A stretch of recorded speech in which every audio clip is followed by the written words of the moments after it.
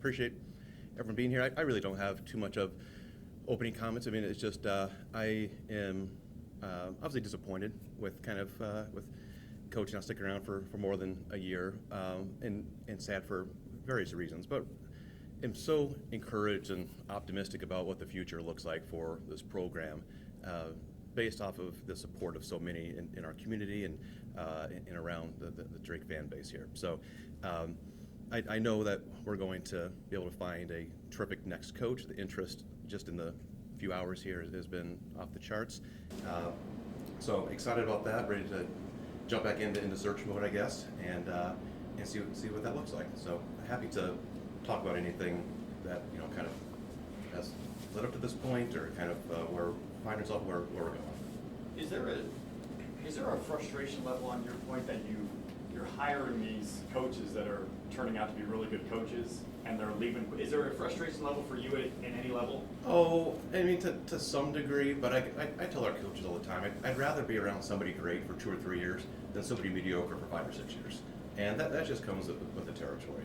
I think the problem we have is, when it's just 1 year, I think that's frustrating because, we didn't sign Ben to a 1-year contract last year. It was a 5-year agreement. And I get that opportunities like Iowa come up, and I grew up in the state. I know what Iowa means to a lot of people here. And certainly Ben was born in Iowa City, so that we didn't know the timing of it. But I think that our program is in a great place right now. I think that we have so many supporters that have elevated kind of what Drake has become. And so I know that we'll find folks who want to continue to be here for all the right reasons. And Ben did a great job in his time here. The 31 wins was incredible. I mean, that's a school record, and to see the turnout in Wichita and how many people are just so excited about that. I mean, it's palpable, and there's more to come. And I know that with what we've already seen, like in terms of like setting a record for season ticket deposits for next year, for where we're at on March 24th, like there's a ton of momentum around this program. So yeah, brighter days are still ahead for us. I get the frustration not being able to keep good people, but I'd rather be replacing coaches because of all the success than replacing them because we haven't been successful. Because those memories and those experiences that we've been able to provide are so worth it. I mean, I just think about what we've been able to do the last 5 years here. It was just unheard of on the basketball side. This is basketball. We can go through almost all of our programs right now, and they're all creating these lasting memories for our student athletes, for our fans. And so I get that it stings, but I also would rather be replacing coaches because we're winning as opposed to something because we're losing. Brian, seeing the trend that seemed like very successful mid-major coaches go on, has that changed your philosophy in hiring in any way? No, we're always going for the best person possible. Energy, passion, vision. You always start there with any opportunity to add someone to our staff in the department, and then we'll create traits and characteristics from there. We'll fall in love with criteria, not with candidates, and try to find the very best person. If that means that somebody has great success and they have other opportunities, it's our job to try to make this place as enticing so they don't want to leave. We're going to be always looking for the best person we can. Brian, Ben was obviously asked about this a few times last week. From your perspective, because I know that's all you can offer, can you kind of walk us through the timeline? Sure. Yeah, I actually give Ben a lot of credit for the boundaries he set up in this process. He was, and it's not always that way.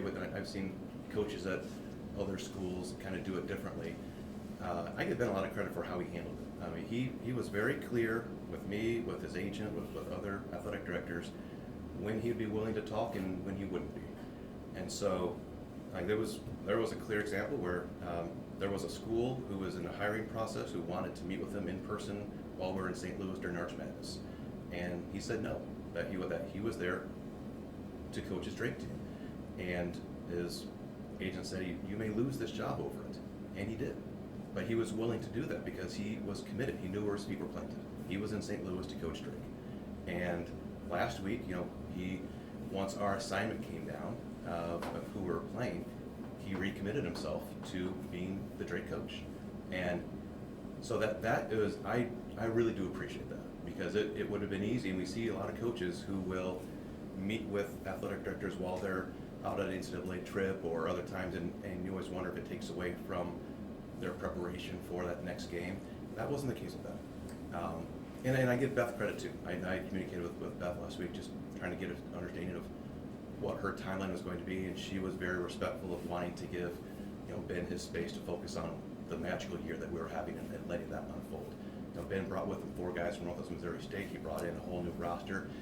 Those guys all committed to Ben and were committed to Drake and doing things that hadn't been done before, and they achieved it. And Ben was able to keep us focused on that team and take us to heights that we've never seen before here, or at least not in a couple generations. So that part was great. In terms of like how things then unfolded after the fact, we lost on Saturday. I had spoke with Ben's agent that night. Great conversation. Appreciated everything that Ben did. Really easy to work with. Knew kind of what was on the horizon. Ben did a good job of shielding Ben from some of the stuff that was out there. There were some schools that were certainly wanting his attention, and Evan protected Ben from that, which was terrific. And so then we left to come back, and driving back, and nothing really unfolded till later in the day. I know there was a report out there like 10 a.m. on Sunday saying, that a deal was being finalized. That was just wrong. I majored in journalism. I remember I saw that report, and I remember back to a class I took from Professor Thorne saying, it's better to be right than be first. And in that instance, there was someone who posted something about how they were finalizing the deal. No, Ben was landing in an airplane at 10 a.m. back to Des Moines from Wichita. That post was eventually correct, but at that time it was not correct. And that unfortunately impacted a lot of people on that Sunday. When we land and our team turns their phones back on and everything blows up that their coach is finalizing a deal with Iowa, that wasn't true at that given time. Of course, it became true, many hours or a day later, but at that specific moment, it wasn't. So Ben and we got together at his house yesterday, and we talked through just kind of where we're at with the program, what interested him about Iowa. Was there an opportunity for us to keep him here? We had amazing support from our fan base that allowed us to create a total package, unlike anything that we've done in Drake's history, unlike anything in the Missouri Valley Conference's history. In terms of, you look at 3 buckets of operational funds, how you travel, how you feed your team, those type of the pieces that go in there. The personnel line, how you pay your coaches, your assistant coaches, any support staff that are there. And then the 3rd bucket of whether you want to call it collective, NIL, shared revenue, that piece there. And we saw unprecedented growth in all 3 of those buckets throughout the year. And really, especially like the last month or so, to the point that we were able to kind of put all that together, and it created a total package that was better than anything in our conference. And felt really good like that we had extended, we took our swing. We took our swing, and ultimately it didn't work out. But because we had so much support, and that's why I know that we will continue to have success, because that interest is there on so many different levels, and that's going to allow us to now have a great group of candidates for this position. So we talked about that at his house on yesterday afternoon. He said he needed time to think about it. We texted late into the night. He said that he was leaning towards it. Before midnight, he was leaning towards accepting, but he wasn't quite sure yet. And then he called me, a few minutes before 8 o'clock this morning to say, that I'm going to do this. And then, Pete then decided his post, and kind of the rest of the day is kind of unfolded the way that it has. So, that's maybe a longer-winded version of kind of how things played out. But I think that answered your question. Brian, when you look forward now, obviously you want to do your due diligence and who you bring in next, but is there a timeline that you're looking at to get this done, especially the transfer portal opens difference today in the way college athletics works, where it's Yeah. very transactional. Yeah, no arbitrary deadline that I'll give myself. Obviously, for the reasons you stated with the portal and just the speed that things tend to work at in college athletics now.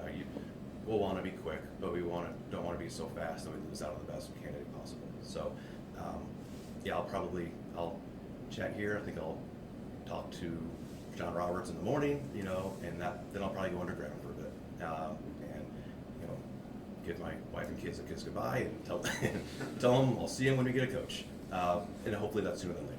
But I would imagine I'm not going to put a timeline on it, but we certainly will move expeditiously. How much of a factor will it be having Iowa ties be for the next coach? Well, it hasn't hurt yet. That's for sure. I don't know if there's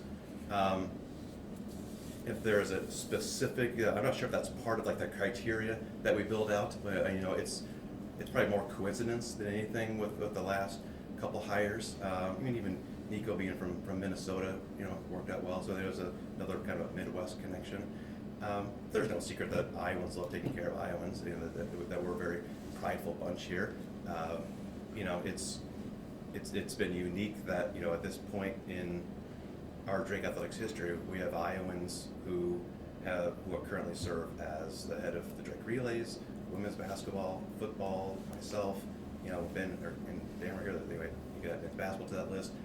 That's pretty special. I mean, I think that the unique part of having Iowans in those roles is that we knew what Drake was growing up. We knew what it was. We knew what it could be, and so I think all of us think about it a little bit differently than maybe folks who come in from the outside that maybe don't have as much history or connection with the place. But it's not going to be a determining factor. Like we're not going to limit this to people's birth certificates and were you born at Lutheran Hospital like I was. You don't have to be a native Iowan. Maybe it's a tiebreaker. No, I'm just kidding. But it won't be a huge part of the criteria. Do you feel for Drake fans that might be frustrated in terms of we did too good, or every time we do good we lose our coach, anything like that? Yeah, well, we'll try to lose more next year. Yeah, so, sorry about that.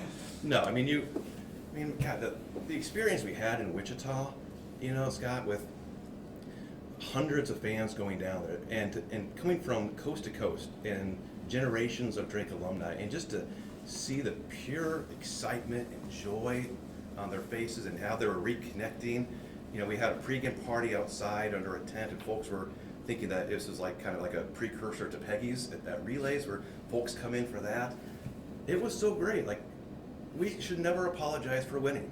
Like that's not a bad thing. Like, score is kept for a reason. We want to win more times than not, and so we're not going to apologize for that. And that's a place that we've gotten ourselves to, that we can be the best. We strive for that. We thrive academically, athletically, and socially. We don't have to choose one lane or the other at Drake. Drake is a rare place that you can't have it all. And pursuing that level of sustained excellence, it has helped us get to this point, and it's going to be critical that we stay at this point. And so it's, I get the disappointment for today, but I've had some conversations with other folks who are like, we're not going to feel sorry for ourselves. We're not going to pity, like, oh, woe is Drake. Like, oh, gosh. No. We're continuing to push this thing forward. We are excited about it. We've got more people around that are willing to help do that. So I am very bullish on the future of the Bulldogs. What do you anticipate your relationship with Coach McCollum going forward? Oh, that'll be great. Yeah, when we talked again this morning, he said, gosh, I hope we can be friends. I'm like, yeah, of course. So we'll have a good personal relationship going forward. I hope he would. I certainly will be calling him to try to set up a home and home, so he can make that phone call in the near future. And knowing how he knows how hard it is to get games here, I would hope that he'd have an appreciation for that. But no, I get it to a degree. I don't like it, but him, Michelle, Peyton, Grace, they were all great members of our community here. That doesn't need to change. Like those relationships, that we can get through this decision here that he wants to go somewhere else. college sports kind of revolve so much around money nowadays, maybe even more. I mean, there's always been a gap. But now with NIL and paying players and coaches can bounce whenever, does it feel like the gap is maybe getting bigger between the haves and some of the mid-majors where you may be at? Does it feel like it's widening a little bit? Oh, there's no question that it is. I mean, even if you look at the Sweet 16 on the men's side this year, they come from 4 conferences. There's no one in the mid-major. There's only one double-digit seed, and it's that mid-major of Arkansas. Like, ooh, an SEC team with John Calipari as coach. So it's it looks different this year, but we're only a couple years removed from having Florida Atlantic, San Diego State, schools like that get to the Final Four. So it's cyclical. So that's where we find ourselves today. That's not where we found ourselves a couple of years ago. So it wouldn't shock me if, over the next couple of years, that this cycle, reverts back around and there becomes a space for more of us in the Sweet 16 and beyond the tournament. What else? I guess, Brian, what's the frustration when you're talking about those reports that you see come out on Sunday morning of maybe, I haven't heard anything. What was your frustration, maybe emotions, when you see that this morning, knowing that I haven't been told anything yet? Oh, on Sunday? Yes. Oh, it probably goes back to my frustration just being an old SID. Yeah. Just like, oh, for crying out loud, like, we're still doing this? Like, come on, at what point can we, get some reliable sources here, or call somebody who actually can say whether this is true or not? I mean, I know it was debunked on the Iowa side by someone, because that was told to me from another reporter who said, yeah, they had heard from somebody on that side that they were able to kind of say, no, that wasn't the case. It's more so the impact that it has on people. Like, I felt terrible for, I'm driving back with my family, and it's one thing for our car ride to be disrupted by calls and texts and everybody doing their job like they're supposed to be doing. But for our guys to land and see that, that's not fair to them. I mean, they deserve better than that. And I get that everyone's in a race to try to break stuff first. But when there's so much more at stake here, we're talking about a lot of folks' lives here. It would be nice just to maybe take a beat and try to see if there was maybe another person that could confirm something. Do you feel like with the portal, a lot of people talk about, it's so bad, guys leaving for the upper programs, but it's helped mid-majors too, Oh, yeah. in the fact that, so in that sense, building a roster, do you feel like the new coach is not as bad as it was 10 years ago, building a roster with everybody that's available, guys coming down? I mean, the list of folks who are going in today are off the charts. And so, as I was updating my document of my head coach, I've got a Word document that I just kind of keep on my computer and have had to use more times than I would care to. But as I'm updating it with the criteria in there, one of the things I added just today was roster management.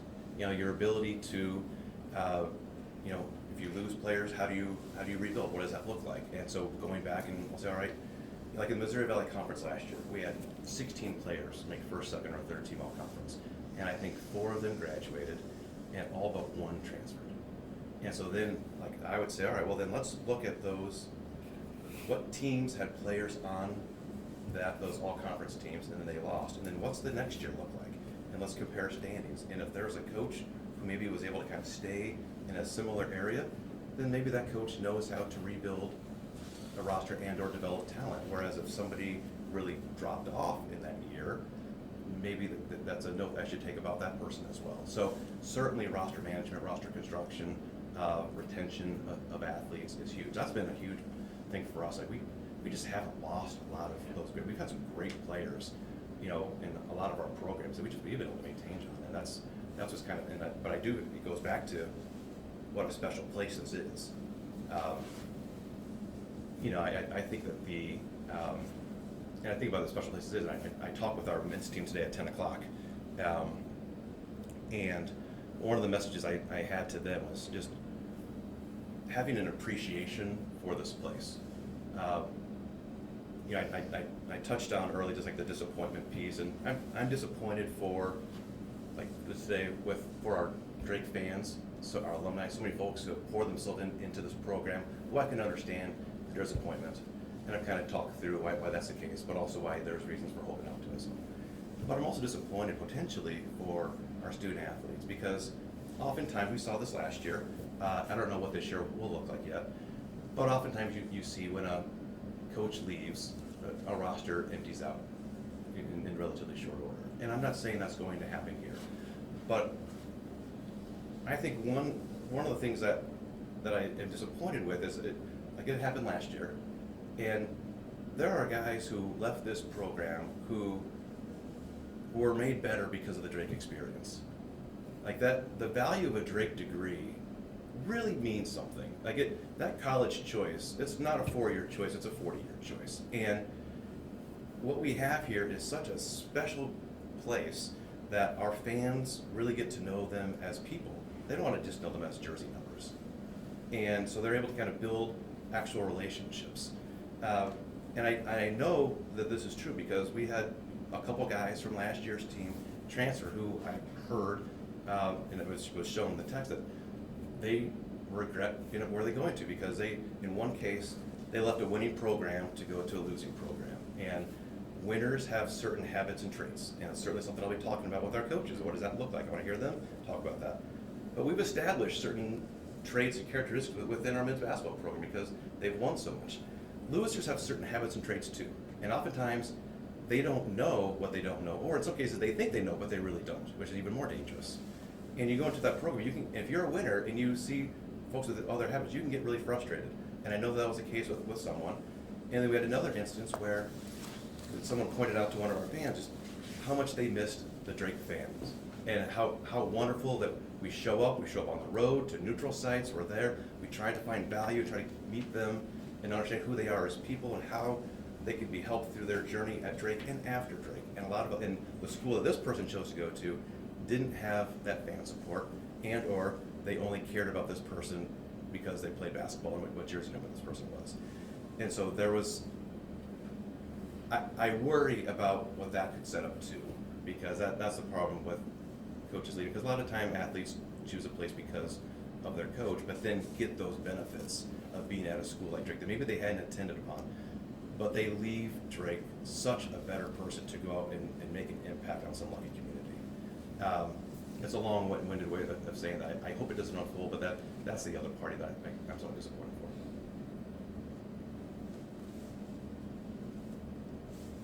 Any more questions? Okay. All right. Thanks, gang. Thanks, Brian. Thanks, Brian. Yeah, appreciate it.